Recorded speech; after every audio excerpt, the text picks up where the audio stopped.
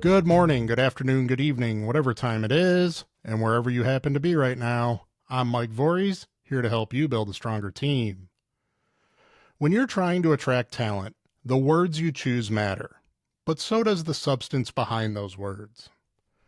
One of the most common and overlooked distinctions in the hiring world is the difference between a job and a career. On the surface, they might sound interchangeable. After all, both involve work, paychecks, responsibilities, and expectations. But to today's workforce, these words carry very different meanings. And as an employer, how you frame your opportunities, and more importantly, how you build them, can have a major impact on who you attract, how long they stay, and how invested they are in your business. So is there really a difference between a job and a career? Or are we splitting hairs over semantics? And why should you, as an employer, even care? Let's break it down. So, what is the difference between a job and a career? A job is typically seen as work someone does to earn money. It might be short-term or long-term, full-time or part-time. People take jobs to pay bills, support themselves or their families, and meet immediate financial needs. And there's nothing inherently wrong with a job. It's an honest day's work for an honest day's pay. But a career is something more. It's a long-term professional journey. It's about progression, growth, development, and alignment with one's personal and professional goals. Careers are built over time. They come with challenges, skill building, mentorship, and ideally a sense of purpose. A career is something someone invests in, and that often means they're more likely to invest in you and your business in return. So why should the distinction matter to employers? Let's be clear. Whether you call it a job or a career, the work still needs to get done. Landscapers still have to mow the lawn, techs still have to fix the machines, and salespeople still have to close deals. But how you think about these roles and how you communicate them affects your company culture, employee retention, and ability to attract the right talent to your company. Here's how. First, jobs fill seats, careers build teams. When you're offering a job, you're filling an immediate need.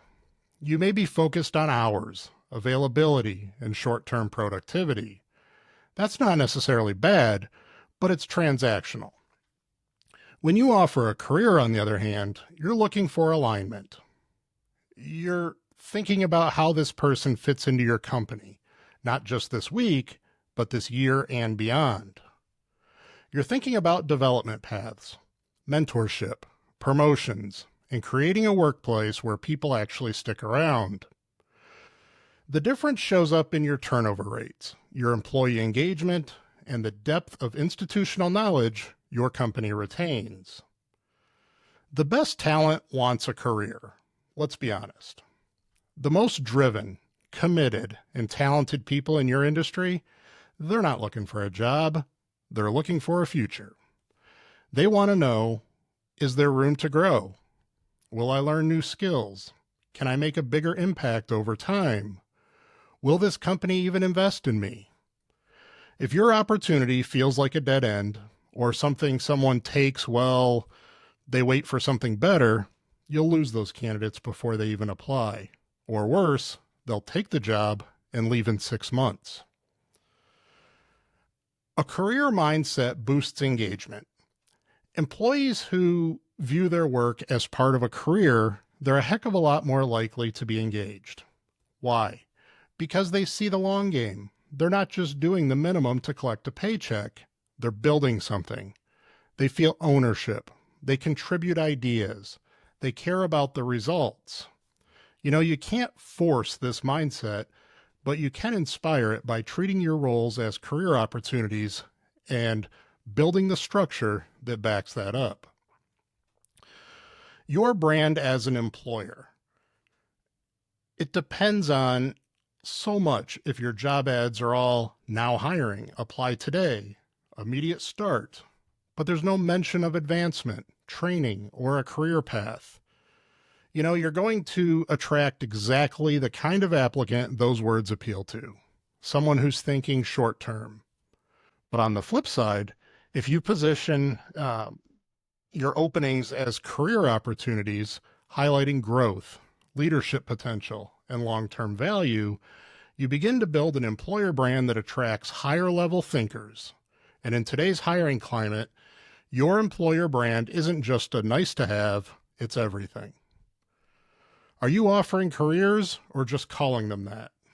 It's not enough to slap career opportunity at the top of your job posting. You have to back it up with action. So ask yourself, is there a clear path to advancement? Even a simple two-step growth plan, a technician becomes a lead tech, becomes a supervisor. This shows candidates that the role can grow. Do we offer training, mentoring, or development?